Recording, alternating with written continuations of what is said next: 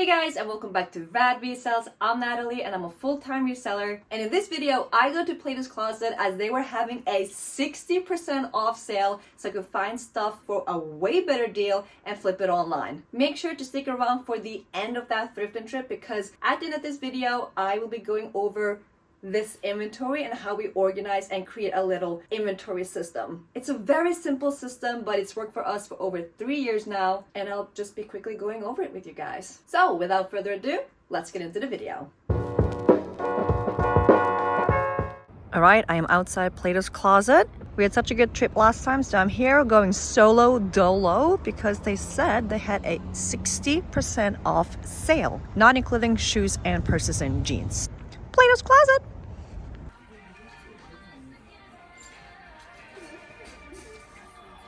So as most of you know, Plato's Closet does not accept all donations. They are way more picky both when it comes to brands, but also when it comes to the condition of an item. And with that also comes a higher price tag. Here I came across a Travis Matthew polo priced at $10, but with the 60% off, it brings it down to only $4. Now we tend to sell Travis Matthew for around $20, so for me, this is a no-brainer to pick up, just a bread and butter, easy flip. And as I continue down the clothing here, I do spot a pattern that catches my eye further down, and it's a floral, brand new with tags, might I add, Robert Graham button-up shirt. It was priced at $198 retail price. At Plato's Closet, it was priced at $12, so take 60% off. I knew it's going to be less than $6, maybe around $5. So definitely worth the pickup here. Thinking I can get it around $30 to $50. With spring around the corner too, it's time to get up those short button-up shirts because you always want to stay ahead of the season.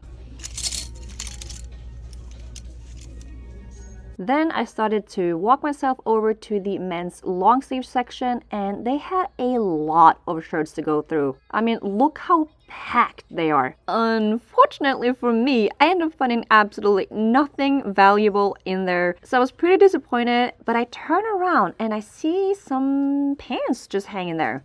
First one was pretty obvious. I saw the Adidas sticking out, and Adidas golf pants are a bread and butter pickup, $25, but behind it was what really caught my interest. It's a pair of Vineyard Vines pants, and the model is called OTG, aka On The Go. These are great pickups. The sell-through rate is great, meaning there's a lot of sold comps compared to the available listings, which means there's a high demand for it, which should lead to a quicker sale. And to my luck, there was another one right behind it in this beautiful sage green color. They were priced at $16, and in my head, I did quick math. 50% off is going to be $8, so 60% off, it's going to be less than $8. Definitely worth the pickup, as you can get around $30 to $35 for these. But we were not done there. Behind that one was a third pair of the Vineyard Vines OTG pants, and honestly at first I thought these were Lululemons because of the fabric, but these are definitely a great, more affordable option if you're looking for the Lululemon chinos. So obviously I picked these up as well, and they sold on Poshmark for $30. The last pair of golf pants that was hanging there was a pair of Under Armour pants. So I immediately checked the inside to see if it is the Showdown pant model, as they tend to go for a few dollars more and has a better sell-through rate than the regular golf pants, but it was not just the regular one. So I actually put it back here because I was thinking, $16, that's a little bit less than $8 because I hadn't really done the math yet, and I didn't want to pay close to $8 for those. But I will spoil you a little bit, I did end up going back for them, and I'm happy I did because they already sold. And what do you know, I find another Under Armour golf pants here, and again priced at $16. In my head, oh, this is $8, that's too much. So I ignore it, but again, I will go back for this one. I just really have to get out of my head when it comes to cost of goods when the value is still there. I'm so used to paying $5 for a pair of pants that if anything goes over it, I'm like, oh no, I can't do that. When we're talking $1.40 more. And once I did the math and I realized it's $6.40. It's not $8, it's $6.40. Just over $1 more than I normally pay. So I asked myself, am I really gonna pass up on these pants for $1.50? And the answer is absolutely not. But before I go back to them, I did find this Nike pair of pants, and these are the running pants. These already sold on Mercari and they sold in 2 hours for $27 plus shipping. And if it's one thing I've discovered with Nike track pants, because you know we pick up all Nike track pants as long as they're in good condition, the running ones that specifically are for running, so they say running on them, normally on the drawstrings or even on the zipper tabs, they sell so fast. And this is the point where my buyer's impulse is high, and I go back to the one pair of Under Armour pants and I picked them up, and I was almost chuckling at myself at this point because I was really about to leave an item that I know sell well for us with an over $10 profitable margin just because it costs $1.40 more than I normally pay. Even if I sell this Under Armour pants for $22 on Poshmark that has the highest platform fee of 20%, I'll still make over $10. As you saw, I also went back for the first pair of black Under Armour pants that I passed by, and they already sold for $25. All right, I'm heading down the shorts section because our t-shirts and polos have started selling, so I'm assuming might as well start posting shorts as well. These priced at $15, so 60% off, but they are new with tags. Anything new with tags Ralph Lauren is typically a good pickup. And although the sell-through rate isn't the greatest on this one, should still be able to get at least $40. So I'll pick these up around $6. Boom.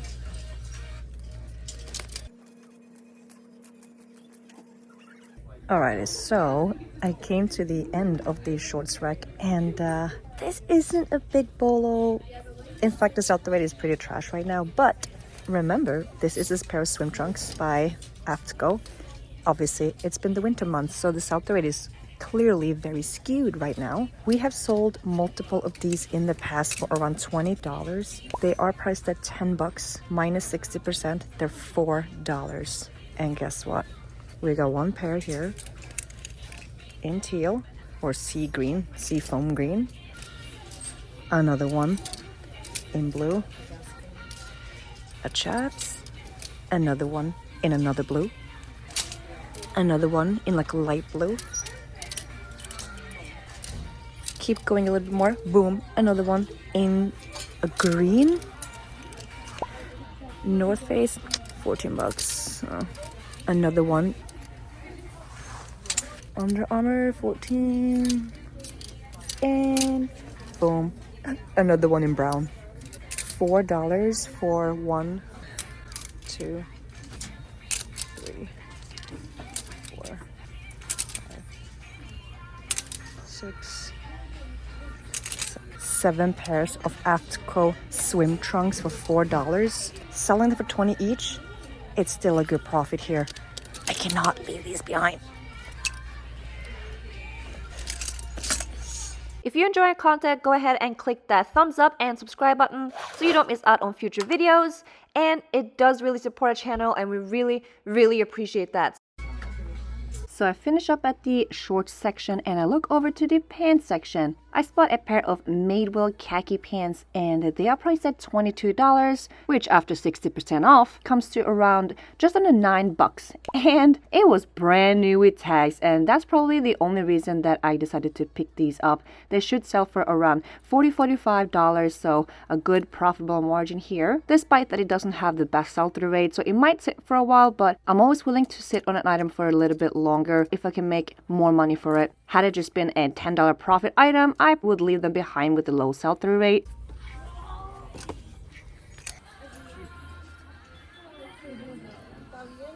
So I finished up at most of the store and I made my way down to the aisle where they have all the fitness clothing, and I got so excited because I kept spotting Lululemon leggings. But then I looked at the price and I go, what? $40? That doesn't even seem worth it, even with the 60% off. They had Free People here, they had Offline by Aerie, and so much more Lululemon, but they were just priced so high. And then I realized, hold on, why do they have this red star on them? Turns out, any item that has that red star is not on sale. So all of these items that you see that are priced between $25 and $35 are the price that they say that they are. They are not 60% off. And I'm like, wow. Pre-owned Lululemon leggings, depending on model, is only selling for $30 to $40 anyways. So definitely not worth the pickup for me to resell. But if you find something in your size, it's not a bad deal. Anyways, it was still kind of cool to see all of these Lululemon donations. Now I know where all the Lululemon goes. Definitely not to Goodwill. And then I come across these airy flare leggings, and I have a pair of these in medium that are way too big, so I had to stitch in the waist. So I thought, you know what, XS might just fit me, but that was way too ambitious. I couldn't even get them over my thigh. And I just have one more thing that I want to mention in this section, because we get it, it's a lot of Lululemon, but they're all overpriced in terms of reselling. But I find an item here that I wish I picked up for myself but didn't. I find this gorgeous Lululemon Define jacket. It was in pristine condition, and it looks to be my size as well, but it was priced at $40, and it just scared me since it's not going to be 60% off. Now the sole comps are also showing $30 to $40, so it's not like it would have been the greatest deal, but it was right there and I knew it was perfect condition.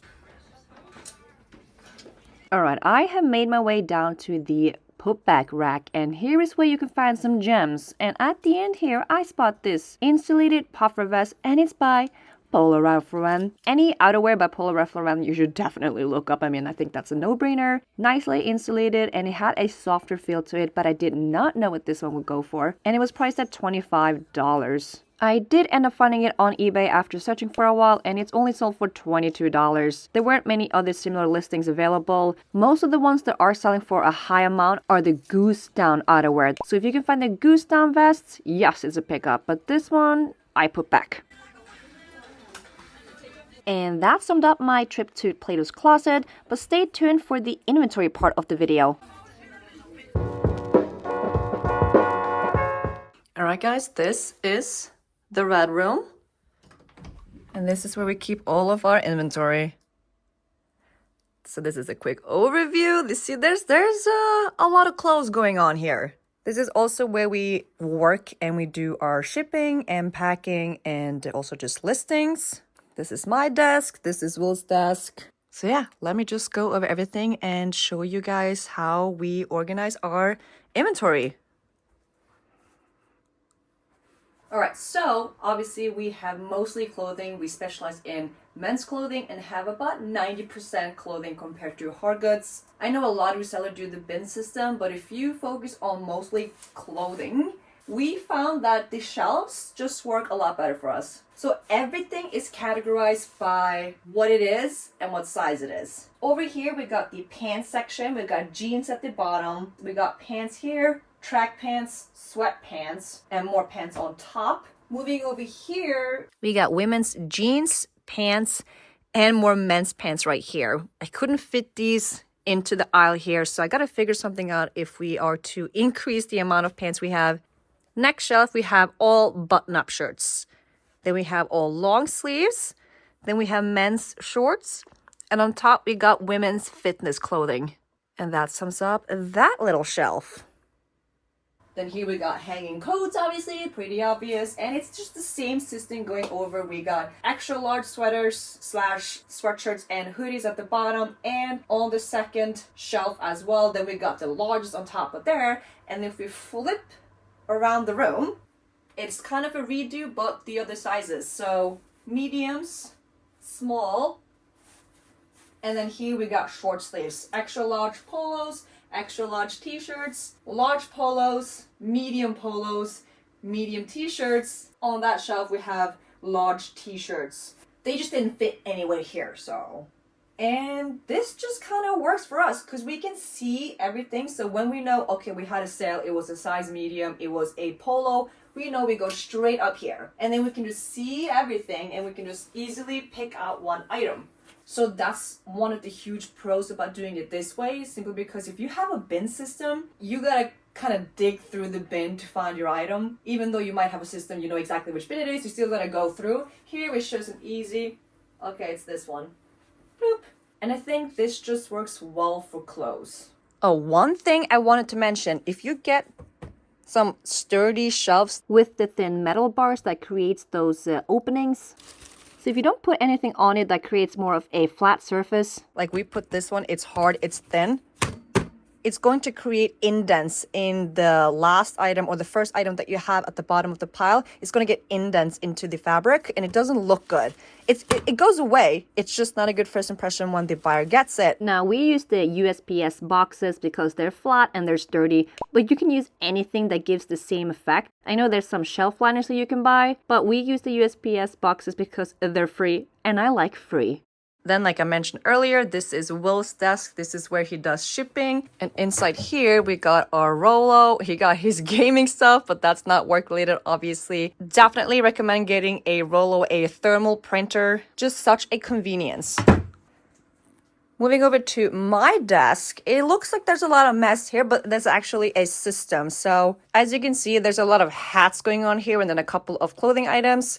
These are photographed items that I need to list, but I keep them on the desk because I need to weigh them first. So that's why I keep the scale right here so that I can weigh them before I list them on my MacBook. Then obviously we got some supplies on top of here. And then let me just move this chair a little bit. On this shelf right next to me, I created more like an L since I didn't have the L-shaped desk. And here we got poly mailers and other shipping type of envelopes like the USPS padded envelope and different size poly mailers. So I can easily just sit here, do my work, weigh them, pack them, and then I just give them to Will, who then puts on the shipping label. Teamwork makes the dream work. As for the hard goods, we don't have a lot, so we do use this closet for it. This is kind of more of a mess. I wasn't sure if I was going to show this, but whatever. We got just a few bins of shoes and hard goods, and then we keep the hats on top of that. We just kind of stack them nicely next to each other, and then I'll probably put that whole stack on top of there.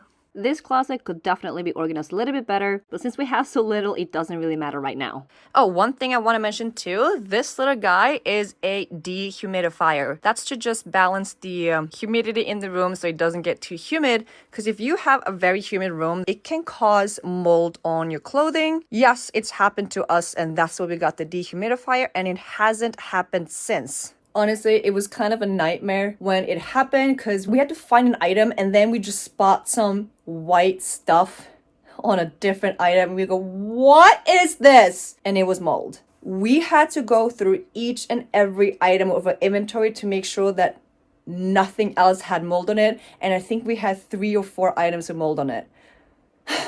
It's been a few years since that happened, so we definitely learned our lesson. We got the dehumidifier and haven't had a problem since. Now, I will say we are located in South Carolina. When it is summer here, it gets very humid. So yeah, that was our nightmare story of mold. Alright guys, that sums up today's Plato's Closet thrifting trip and a little overview of how we do our inventory. As you saw, a very simple system here. Just get a bunch of sturdy shelves and categorize everything by what they are, and if you have enough of the item, also by size. Super easy to find the items when they sell. This works best if you have a lot of clothing, and that's obviously what we have, so it works well for us. If you have a lot of hard goods, a lot of small knickknacks, I probably would look into the bin system more. Other than that, guys, thank you for watching until the end of the video and joining me both on Plato's Closet and also our little rad room where we keep our inventory. Don't forget to leave that thumbs up and subscribe if you haven't already, and I'll see you guys on the next one.